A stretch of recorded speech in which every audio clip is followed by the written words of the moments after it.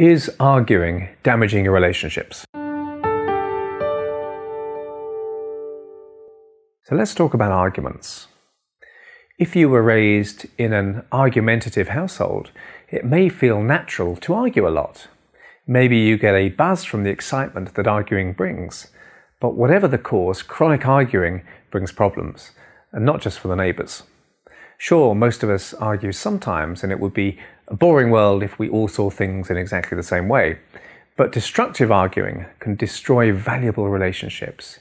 Now, the opposite of arguing isn't agreement in all things. It's knowing how to disagree and still maintain mutual respect and liking. So I'm going to look at some ways to stop arguing and ruining relationships over the next few tips. And here's the first. Take responsibility. It takes two to argue. Instead of thinking, well, they started it, look to yourself. Okay, they're trying to argue, but I'm not going to. If you deny fire oxygen, it won't burn. Instead, recognize areas where you can agree and focus on those. People will feel more connected to you and willing to cooperate when you can make at least some agreement statements, such as, I can see why you would think that, or I realize what you're saying. You can do that, can't you?